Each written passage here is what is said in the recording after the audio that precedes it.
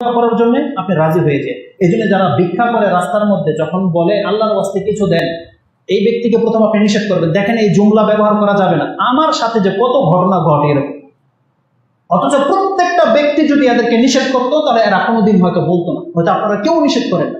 যেই ব্যক্তি বলে আল্লাহর ওয়াস্তে কিছু দেন, এর হুকুম জানেন কি? রাসূল সাল্লাল্লাহু আলাইহি হাদিসের ভাষায় রয়েছে, যেই ব্যক্তি আল্লাহর ওয়াস্তে কিছু চায় তার উপরে লানত, আর যার কাছে চাওয়া হয়েছে আর এই কথা শোনার পরে যদি এই ব্যক্তিকে সে খালি হাতে ফিরিয়ে দেয় তার উপর আল্লাহর লানত।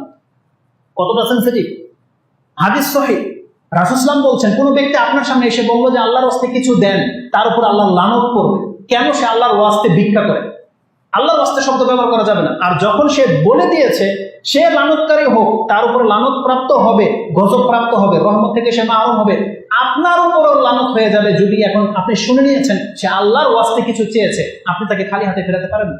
আপনার যতটা সম্ভব তাকে দেন, দিয়ে আপনি বলেন দেখেন এই শব্দটার ব্যবহার করবেন না, কারণ এই কথা শুনে নিয়ে আপনি মুখ ফিরাতে পারেন না। কারণ সেখানে তো আপনাকে আপনার রবকে দাঁড় করিয়ে দিয়েছে, যে আপনার রব একজন খুনিও যদি পলাতক কোনো ধরেন কাফের বা কিছু আপনার কাছে এসে বলছে আল্লাহর ওয়াস্তে আমাকে তুমি আশ্রয় দাও, আপনি প্রথম আশ্রয় দেন, পরেরটা পরে দেখা যাবে, পরেরটা পরে দেখা যাবে। কিন্তু যদি কোনো ক্রিমিনাল হয়, সন্ত্রাসী বা কিছু, এর হুকুম আবার ভিন্ন। তাকে আশ্রয় দিতে রাসূল সাল্লাল্লাহু আলাইহি ওয়াসাল্লাম বলছে যেই ব্যক্তি কোনো অপরাধীকে আশ্রয় দেবে তার উপর আল্লাহর লানত। লান আল্লাহু মান আওয়া মুহদিসান, ওই হাদিসও ভুলে যেন না, ওটা মুসলিমে রয়েছে। কিন্তু এখানে হচ্ছে সিচুয়েশনটা এরকম যে কোনো ব্যক্তি সাহায্যের জন্য, হতে পারে সে কাফের বা কোনো কিছু, তার সাথে দ্বন্দ্ব হয়েছে, আপনি জানেন না সে অপরাধী নাকি, কিন্তু আল্লাহর ওয়াস্তে আশ্রয় চেয়েছে, প্রথম আপনি তাকে আশ্রয় দেন। কিন্তু যদি সে অপরাধী প্রমাণ হয়ে যায় তাকে আইনের হাতে তুলে দেবেন, সেটা ভিন্ন জিনিস, তাকে লুকিয়ে রাখা যাবে না। কিন্তু প্রথমে তাকে বাঁচাতে হবে, যেহেতু সে আশ্রয় চেয়েছে। কোনো মহিলা যদি বলে যে আল্লাহর ওয়াস্তে আমাকে তুমি কাজ করবে না, যেমনটা মরিয়ম আলাইহিস সালাম বলেছিল জিবরাইল আলাইহিস সালামকে, যে ক্বালাত ইন্নী আউযু বিররহমানি মিনকা, দেখো আমি আল্লাহর কাছে আশ্রয় চাচ্ছি তোমার কাছ থেকে। জিবরাইল আলাইহিস সালাম তখন বলছিল দেখো আমি মানুষ না, আমি ফেরেশতা। ক্লিয়ার হয়ে গেল কথা। রাসূলুল্লাহ সাল্লাল্লাহু আলাইহি ওয়াসাল্লাম ঠিক একই ঘটনা ঘটেছে, এক মহিলাকে বিয়ে করেছে, এক ঘরে তার সাথে মিট হয়েছে।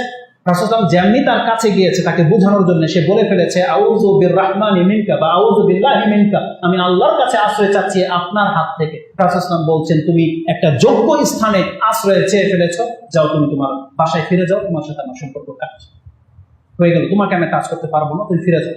তাহলে আল্লাহকে যখন দাঁড় করিয়ে দেবে, একটা বনী ইসরাইলের আরেকটা মহিলার ঘটনা তো আপনি জানেন, তার চাচাতো ভাই তাকে স্বর্ণ মুদ্রা দিয়ে তার সাথে খারাপ কাজ করতে চেয়েছিল।